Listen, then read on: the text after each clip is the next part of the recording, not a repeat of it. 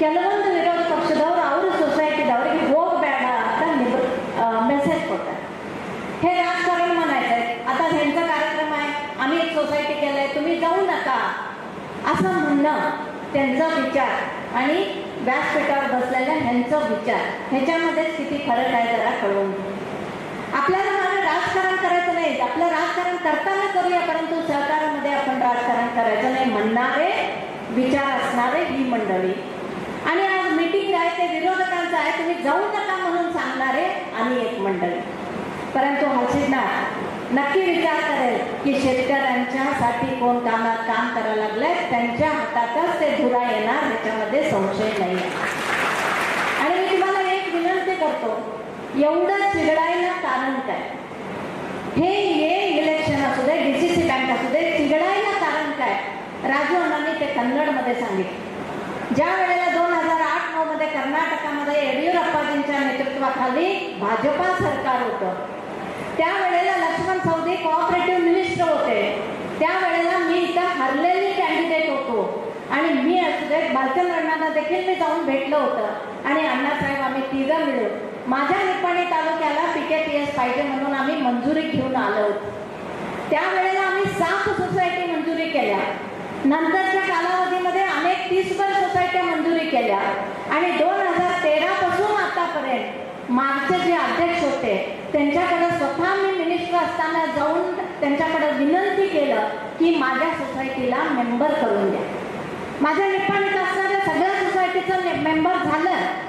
आपल्या सगळ्या बेळगाव जिल्ह्याच्या सगळ्या तालुक्याचा मेंबर झाला, परंतु माझ्या निपाणीमध्ये आम्ही जे केलेलं होतं त्याला मेंबर अजूनपर्यंत केलं नव्हतं पाठीमागच्या अध्यक्षांनी. नंतर राजवानांनी सांगितलं की असं एक परिस्थिती आलं की 14 लोक डायरेक्टर एकत्र आले आणि परत बोर्ड मीटिंग मध्ये सांगितलं अण्णासाहेबांचं जे काही मेंबर आहे ते करून द्या, तरी देखील केले नाही.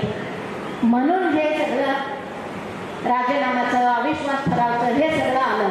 आणि मी आज एक निपाणीची आमदार आणि तुमच्या घरची मुलगी म्हणून मी आज भालचंद्र अण्णांना, आप्पासाहेबांना कुलगोड्यांना आणि राजू अण्णांना आणि माझ्या सर्व DCC बँकच्या माझ्या निर्देशक मंडळीच्या माझ्या भावांना मी मानाचा मुजरा अर्पण करतो की आप्पासाहेबांना अध्यक्ष झाल्याबरोबर राजू अण्णांनी सांगितल्या पद्धतीनं अण्णासाहेबांनी भालचंद्र अण्णांनी सांगितल्यानंतर 24 तासाच्या आत माझ्या सर्व सोसायटीचा मेंबर त्यांनी करून दिलं.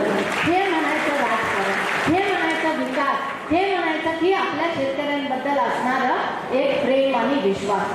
ह्याच्या अशा पद्धतीने हे सगळं घडत आलं, परंतु हे तुम्हाला माहीत नाही आहे. परंतु आज आम्ही देखील कुठेही मागं पडणार नाही आहे. ज्या विश्वासावरती तुम्ही मी माझी ह्या निपाणी मतदारसंघाची मुलगी म्हणून 3 वेळा तुम्ही मला निपाणी तालुक्याची पहिला महिला आमदार म्हणायचं मान सन्मान तुम्ही मला दिलाय. मी आणि अण्णासाहेब शेवटचा श्वास असो तोपर्यंत हे ऋण तुमचं विसरणार नाही. आणि ज्या वेळेला निपाणी तालुक्याला पहिला मंत्री म्हणून मान माझ्या पक्षाच्या वरिष्ठांनी दिलं, ते तुमच्या आशीर्वादामुळे मिळालं, ते देखील माझ्या वरिष्ठ मंडळींना देखील मी कधीही विसरणार नाही. आणि ज्या वेळेला 2013 पासून आज काळापर्यंत निपाणी तालुक्याचा सर्वांगीण विकास जे आपण राजकारणामध्ये एक आमदार इथं करू शकतोय, खासदार असताना अण्णासाहेब जे काही इथं करू शकतात ते सगळंही करण्याचा एक प्रामाणिक प्रयत्न माझ्याकडून आणि अण्णांच्याकडून झालेला आहे. आणि याच्यापेक्षाही मोठे विचार आहेत, परंतु त्याला साथ पाहिजे आणि त्याला आपलं सरकार पाहिजे. तर हे सगळं विचार देखील अजूनही पुढे खूप मोठ्या आपल्या निपाणी तालुक्याला करून दाखवायचं आहे. आज मला खूप अभिमान आहे, एका भावाच्या स्थानावरती भालचंद्र अण्णा आहेत, आपले अध्यक्ष आहेत, आपले राजू अण्णा आहेत, जी तुम्ही सगळी भाऊ मंडळी आहे, तसं त्यांनी देखील एक भावाच्या स्थानावरती राहून अण्णासाहेबांना साथ दिली.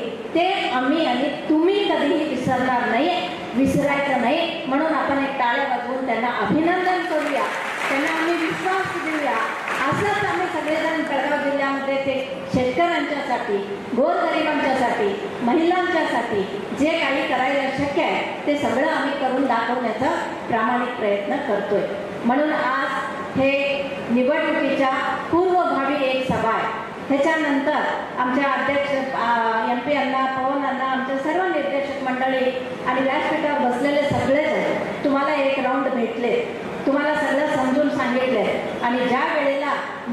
येत आहे. बिनविरोध झालं तर फारच बरं आहे आणि बिनविरोध झालं नाही तर पण आपण लढाईला तयार आहे आणि ते तुमच्या विश्वासावरती.